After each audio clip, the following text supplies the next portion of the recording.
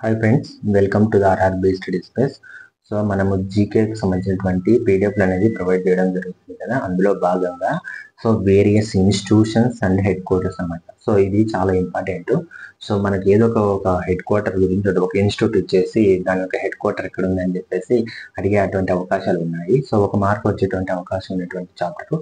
So మనము ఈ దాని గురించి చాలా డెప్త్గా ప్రతి ఒక్క పాయింట్ ఈవెన్ గూగుల్లోనూ వెతికి నేను నోట్స్ ప్రిపేర్ చేసుకున్నాను అనమాట. ప్రతి ఒక్క విభాగానికి దానికి సంబంధించినటువంటి ఇన్స్టిట్యూషన్స్ ఎక్కడున్నాయి, వాటి యొక్క హెడ్ క్వార్టర్స్ ఏంటి అని చెప్పేసి చాలా నీట్గా ఎక్స్ప్లెయిన్ చేశాను.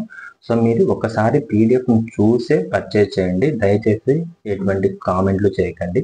అంటే మళ్ళీ మీరు అడుగుతారు ప్రైస్ ఎంత, సో ఒకసారి శాంపిల్ పీడిఎఫ్ పెట్టండి అంటే, సో ఇవి శాంపిల్ పీడిఎఫ్ పెట్టడానికి లేదు, ఎందుకంటే అది అంత సింగిల్ పీడిఎఫ్ గానే ఉంది కాబట్టి శాంపిల్ పీడిఎఫ్ పెట్టలేను. ఒకసారి మీకు పీడిఎఫ్ చూపిస్తాను. చూడండి ఇప్పుడు చూడండి, వ్యవసాయం, పంటలు. వ్యవసాయం అంటే మొత్తం పంటలు, వ్యవసాయం సంబంధించిన ఇండియాలో ఎక్కడెక్కడ ఏమేమి ఇన్స్టిట్యూట్లు ఉన్నాయో చెప్పేసి అన్ని కూడా నీట్గా ఇలా రాయడం జరిగింది. సో చాలా హార్డ్ వర్క్ చేసి మరి ఇక రాసుకోవాల్సి వచ్చింది నేను. తర్వాత వచ్చేసి పాడి పరిశ్రమల గురించి ఏమేమి ఉన్నాయి, సో మొత్తం పాడి పరిశ్రమల గురించి సంబంధించినటువంటి ఇన్స్టిట్యూషన్స్, అలాగే నేలలకు సంబంధించినటువంటి ఇన్స్టిట్యూషన్స్, వాటి యొక్క హెడ్ క్వార్టర్స్, అడవులకు సంబంధించినటువంటి హెడ్ క్వార్టర్స్ అంటే ఇన్స్టిట్యూషన్స్ ఎక్కడ ఉన్నాయి, వాటి యొక్క హెడ్ క్వార్టర్స్ ఎక్కడ ఉన్నాయి. అదేవిధంగా సముద్ర మెరైన్ అలాగే ఫిషరీస్ సంబంధించినటువంటి ఇన్స్టిట్యూషన్స్ ఎక్కడెక్కడ ఉన్నాయి అనేది ఇక రాయడం జరిగింది.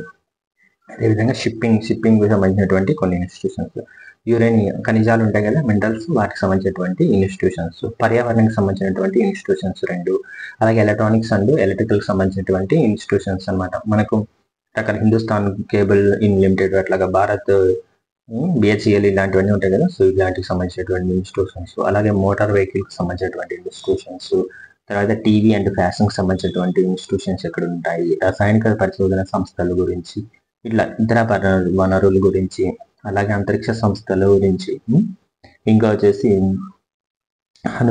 అణు పరిశోధన సంస్థల గురించి అంతా మొత్తం దేశంలో ఎక్కడెక్కడ ఉన్నాయి, సో అన్ని కూడా ఒక చోటగా రాయడం జరిగింది. అలాగే వ్యాధులకు సంబంధించినటువంటి ఇన్స్టిట్యూషన్స్, వైద్య పరిశోధన కేంద్రాలు, ఇంకొచ్చేసి ఎడ్యుకేషనల్ అకాడమీస్ ఏమేమి ఉన్నాయి, సో అలాగే నేషనల్ డిఫెన్స్ అకాడమీ ఖడక్వాస్లా, ఇట్లా మహారాష్ట్రలో ఉంటుంది. అలాగే ఇలాంటివన్నీ కూడా నీట్గా రాయడం జరిగింది అనమాట.